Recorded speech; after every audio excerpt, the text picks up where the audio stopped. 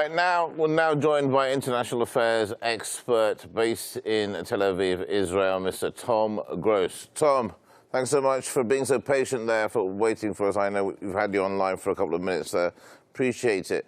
Now, I'm glad we're here to talk about the current situation in Ukraine when it comes to Russia and what's going on. It's interesting that with so much going on, some say that this is Putin's war, but there's a lot of talk of that. You know, the West actually wanted this war too.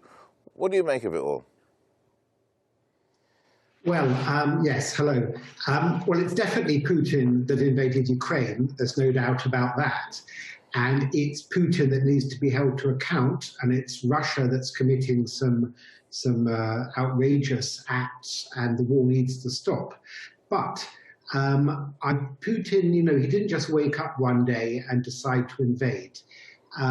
Those of us who've been following this closely for months and years have observed how Western leaders have almost been daring him to do it in some kind of way.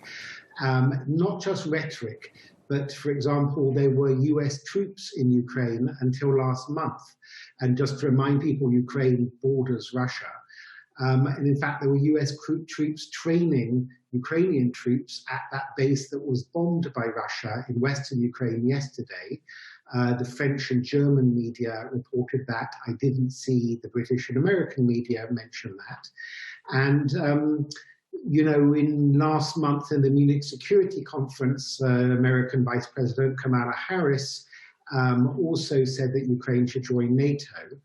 But other people in the West, such as Henry Kissinger, have long argued that Ukraine should not join NATO.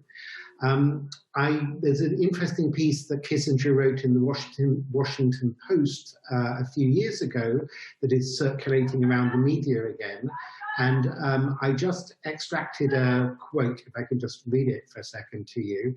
Kissinger said, "The West must understand that to Russia, Ukraine can never just be a foreign country. Russian history began in what was called the Kievan Rus. The Russian religion spread from there, and their histories were intertwined even before then. Even such famed dissidents as Solzhenitsyn and Joseph Brodsky insisted Ukraine was an integral part of the Russian Empire. And to treat Ukraine as part of an East-West confrontation, said Kissinger, would scuttle for decades any prospect to bring Russia and the West, especially Russia and Europe, into a cooperative international system." That's the end of the quote by Henry Kissinger. So if Joe Biden and Boris Johnson and others knew that it would be provocative to talk of Ukraine joining NATO now and use some rhetoric, why did they do it? Well, cynical people might say that they were trying to deflect from problems of their own. So just to remind people, in Britain, Prime Minister Boris Johnson still has an ongoing police investigation about whether he breached COVID lockdown rules by holding various parties in his Downing Street office while the rest of the country was in lockdown. And I think he's the first British Prime Minister ever to be subject to a criminal police inquiry while in office. So only about 3 or 4 weeks ago, there was a media frenzy and in Parliament and MPs in Britain saying that Johnson should go, and suddenly everyone's forgotten about that because of Ukraine. And then in America, Joe Biden's opinion ratings were very, very low. And there was also, one of the reasons they were low was the humiliating exit from Afghanistan last year, in which, to remind people, American troops were actually killed, blown up, as they were leaving. And it certainly appeared that the Americans were kind of being chased out or ran away. You have those horrific scenes, as people remember, of Afghans kind of clinging onto American airplanes, the outside of planes as they took off, and then they fell to their deaths in horrific circumstances.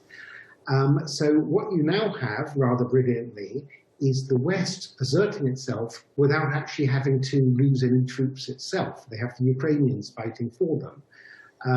Couple more things, if I may. NATO. What is the raison d'etre? What is the purpose of NATO? They also have fought wars that were not in the North Atlantic. After all, NATO is the North Atlantic Treaty Organization. So they were involved in wars in Libya and Serbia, and more recently in Afghanistan, which, as I just said, finished last year. And NATO needs budgets, attention, and so on. So it serves their purpose to suddenly be, very closely associated with this war in Ukraine. Every single member of the NATO alliance is now providing lethal assistance to Ukraine. And then finally, without sounding too cynical, we have the countries that are taking all the Ukrainian refugees. 2.7 million Ukrainians have moved into Central and East European countries in the last couple of weeks. But these very same countries, like Poland and the Czech Republic and Slovakia, refused to take even a couple of thousand Syrian or Iraqi or Afghan refugees when asked to do so by the Germans, when there were many, many Syrians arriving, and even a couple of months ago, they were trying to come in from Belarus, plus their refugees from Africa, crossing the Mediterranean, often drowning, and the East European countries were refusing to take them. And I spoke in the last couple of days to some government people in Poland and the Czech Republic, and they admit straight out that it's racist. They say, we only want white Christians. We have a labor shortage because of the low birth rate in Poland, Czech Republic. We need more healthcare workers. We need more people to look after our old people and so on.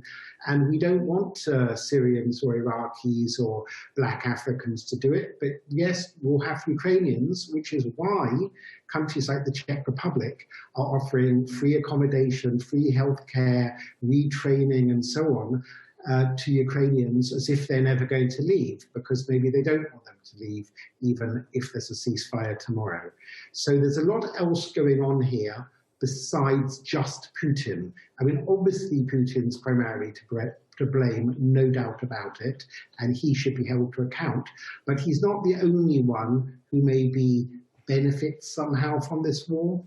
Indeed, indeed. It's interesting that you take a point of that, a stance like that, and it's interesting to hear what could be going on in the background. And I suppose because of all these other parties, I mean, the West, there's Partygate, as you mentioned, in the UK, and Biden not being popular, but would that mean the reason why there's so much media attention on these wars, as opposed to perhaps what's going on in Yemen or any other wars, for that matter, around the world? Well, yes, up to a point. I mean, the media follow the politicians. So if the politicians are giving press conferences and making statements and saying